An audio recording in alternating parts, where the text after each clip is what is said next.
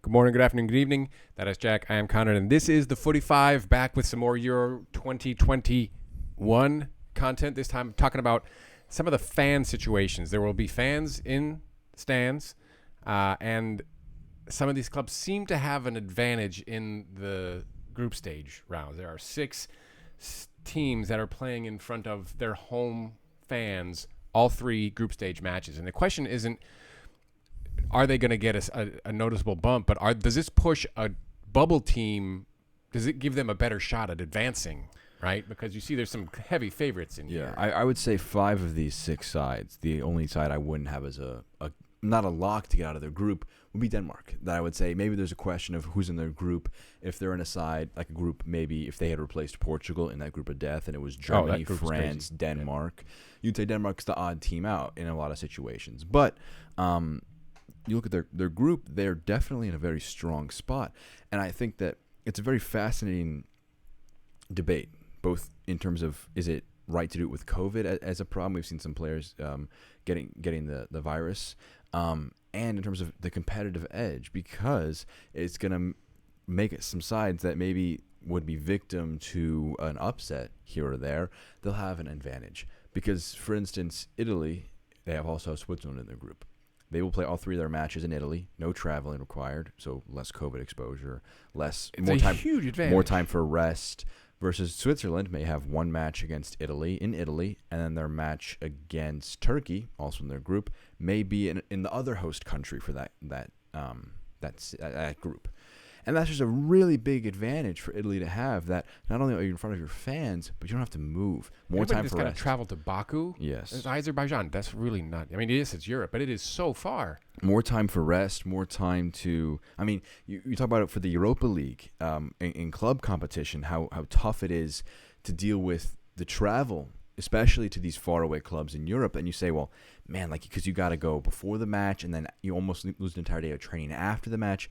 Well, when the Euros is so tight, so compact, 31 days. It's going to give all 6 of these sides, if they advance the knockout stages, a small leg up, especially England, who may not have to leave except for one match, which would be a huge advantage for them. It would be like the 66 World Cup, where they played every game on home soil. Yeah. Right? This would play, if they were to get to the final, they would play 6 of 7 games at Wembley. Yeah. And that's a big advantage, because this is a side, I mean, we've seen with football during the pandemic compared to football once fans have gotten back, not after the pandemic. I don't believe it's over, obviously. And it's such a marked difference in quality of football. I'm glad fans are going to be there in terms of the quality. But it's going to... Energy was palpable through the television. Yes. I think back to most specifically the Chelsea matches in their finals, and when they got back to their crowd in front of Stamford Bridge, they beat Leicester City to almost qualify for the Champions League outright.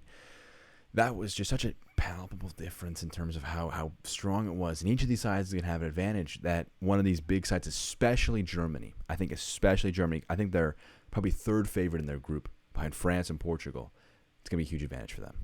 I think the two that I think is going to benefit the most, Copenhagen, host to Denmark, and then Amsterdam playing in front of their home fans after not being on meaningful international stage since 2014. They missed the Euros and the World Cup since then. Yeah, I mean, playing in front of their home club or home fans, it's got to make a big difference for them. Italy as well, missing the 18 World Cup. Yeah, a lot of disappointments in these 6. Yeah, and Spain tailed off a little bit. They had that ridiculous run of World Cup Euro.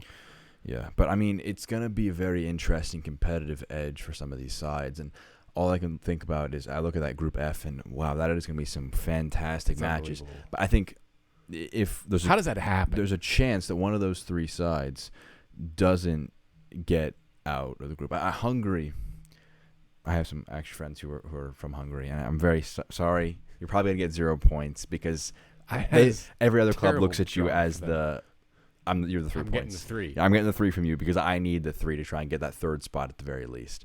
So Germany are benefiting because they'll be at home against these 2 sides. And England as well, I think their run throughout the entire tournament could be really important, because they're a side that's prone to letdowns, and being in front of your home crowd it's one extra bonus for you. And I mean, I know you had your Netherlands as one of your favorite logo, so maybe a bit of an edge for your boys to make it all the way to the final as well. Well, I would. This is where I do think Denmark.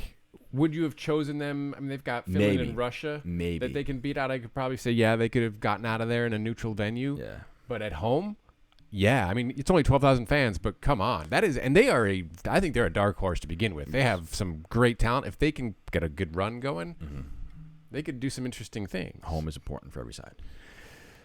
That'll do it for us. Jack, Conrad, this has been the Footy 5 with a look at the home fan situation for those 6 clubs we just talked about. Let us know what you think in the comments. Please do like, subscribe, look for us on the Twitter at the Footy 5. Take care now.